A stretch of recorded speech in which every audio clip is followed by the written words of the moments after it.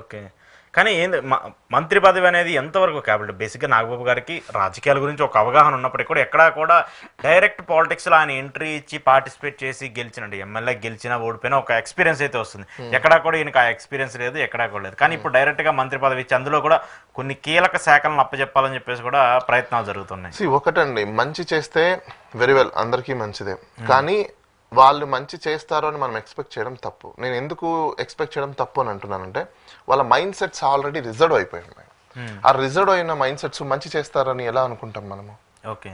వాళ్ళ చుట్టుపక్కల ఉన్న వాళ్ళని ఫస్ట్ వాళ్ళు మంచి చేయలేకపోయారు. మీకు ఇంకో బెస్ట్ కేస్ స్టడీ ఒకటి ఇస్తాను. అనగాని రాంప్రసాద్ అని ఒక రైతు బిడ్డ ఉన్నాడు.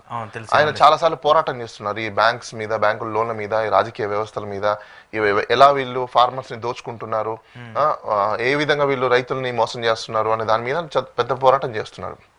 ఈయన ఆ నాగబాబు గారికి ఎన్నో సందర్భాలలో మీరు రైతుల గురించి మాట్లాడుతున్నారు కదా అని చెప్పేసి అని ఈయన రిప్రజెంటేషన్ చేయండి, ఆయన దగ్గరికి వెళ్ళి ఆ సమస్యల్ని చెప్పుకోవడానికి ఇది ట్రై చేస్తే, ఆయన ఫోన్ నుంచి మెసేజ్ ఏమని పెడతాడు, నువ్వు ఇంకోసారి నా ఫోన్కి మెసేజ్ పెడితే నీకు పోలీస్ కంప్లైంట్ ఇస్తాను మెసేజ్ పెట్టాడు. ఇలాంటి నాయకుడిని ఈరోజు మినిస్టర్ చేస్తున్నారు మీరు. ఒక వ్యక్తి సమస్యని వినలేని నాయకుడు, ఒక వ్యక్తి కాల్ చేస్తే చిరాకు పడే నాయకుడిని ఈరోజు మీరు మినిస్టర్ చేస్తున్నారు. ఇంకా ఈయన రేపు మినిస్టర్ అయిన తర్వాత ఏం పట్టించుకుంటాడు? ఈయన రేపు మినిస్టర్ అయిన తర్వాత పవర్ ని మిస్యూజ్ చేస్తారు తప్ప, ఆయన మీద ఎవరైతే తిరగబడ్డారో, ఆయన మీద ఎవరైతే కామెంట్స్ చేశారో, ఆయన మీద ఎవరైతే ఇది చేస్తున్నారో వాళ్ళందరి మీద చర్యలు తీసుకోవడానికి యూజ్ చేస్తారు తప్ప ప్రజలకి చేయడానికి ఆయన యూజ్ చేయడు. ఓకే. కానీ ఇప్పుడు ఇక్కడ వినిపిస్తుంది ఒక మాట ఏంటంటే, ఇప్పుడు ఉన్నటువంటి 25 మంత్రులు ఉన్నారు, మొత్తం 26 మంది వరకు ఉండొచ్చు. సో దాంట్లో ఒక 5గురిని 4గురిని తీసేయడానికి కూడా, అంటే వాళ్ళ పర్ఫార్మెన్స్ బాగాలేదని చెప్పేసి కూడా ఒక రూమర్స్ వస్తున్నాయి. మరి అది ఎంతవరకు నిజం అనేది చంద్రబాబు నాయుడు గారు చెప్పాలి. మరి రాష్ట్ర ప్రజలందరూ కూడా సీఎం పర్ఫార్మెన్స్ కూడా బాగాలేదంటున్నారు, తీసేద్దామా? రాష్ట్ర ప్రజలందరూ సీఎం పర్ఫార్మెన్స్ బాగాలేదు, చెప్పిన హామీలు ఏమి ఇవ్వలేదు, అమ్మఒడి ఇవ్వలేదు, ఫ్రీ బస్సెస్ ఇవ్వలేదు, లేకపోతే ఇంకా వగేరా వగేరా ఏవైతే ఉన్నాయో అవేమి ఇవ్వట్లేదు అంటున్నారు. మరి ప్రభుత్వం పర్ఫార్మెన్స్ బాగాలేదు, తీసేయండి. ప్రభుత్వం తీసేస్తే అయిపోయిందిగా. ఓకే. కానీ మంత్రి పదవి వేరు, సీఎం పదవి వేరు కదా. దట్స్ వాట్ నేను అదే అంటున్నా. ఇక్కడ మన దగ్గర డిస్టింగ్విష్ ఎలా అయిపోతుందంటే, ఎల్లన్న తప్పు చేస్తే తప్పు కాదంటున్నారు, పుల్లన్న తప్పు చేస్తే తప్పు అంటున్నారు. ఎలా అవుతుంది? రాజ్యాంగంలో కల్పించిన హక్కులు అందరికీ ఈక్వలే కదా, ఈక్వాలిటీ ఆఫ్ రైట్స్ మరి ఎక్కడ పోతాయి? అంటే ఒక ఆయన చేస్తేమో కరెక్ట్, ఇంకొక ఆయన చేస్తేమో రాంగా. ఎవరు అలా ఉండట్లేదు కదా, ఒక పార్టీ అనే కాదు, టీడీపీ అనే కాదు, ఆల్ పార్టీస్. నేను ఒక విషయం చెప్తాను, ఏ పార్టీస్ అయినా మీరు కొత్తదనాన్ని తీసుకురాకపోతే మీరు ఎప్పుడు ఇంకా మూస పద్ధతిలోనే ఉంటారంటే మీరు అంతే డెవలప్ అవ్వరు.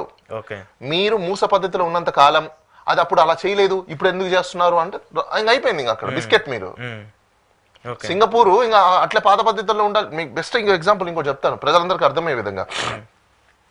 ఒకప్పుడు రోడ్ల మీద కల్లాపు చల్లి ముగ్గులేసేవాళ్ళు, అంటే పేడ చల్లి.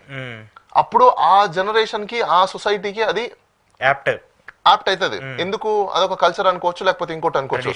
ఈ రోజు రోడ్ల మీద మీరు కల్లాపు చల్లి ముగ్గులేయండి, బైక్ స్కిడ్ అయి పడుతుంది, మీరు జారి కింద పడతారు, మూత్రాలని పళ్ళు రాలిపోతాయి, చేతులు దెబ్బ తగిలితే పోయి కేసు పెడతారు.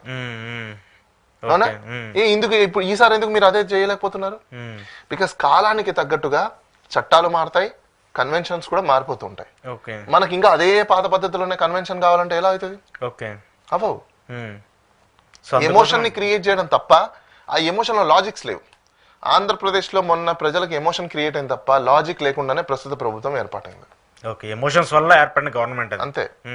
ఎమోషన్స్ తో లాజిక్ లేని గవర్నమెంట్ అది. ఎమోషన్స్ ఉన్నాయి కానీ మీకు లాజిక్ లేదు. మీ ఎమోషన్ దేనికోసమని మీకే తెలియదు. ఇన్లాజికల్ ఎమోషన్స్ ఉండి మీరు ఓట్లు వేశారు, యూజ్ ఏంటి? ఈరోజు అనుభవిస్తున్నారు. Very simple.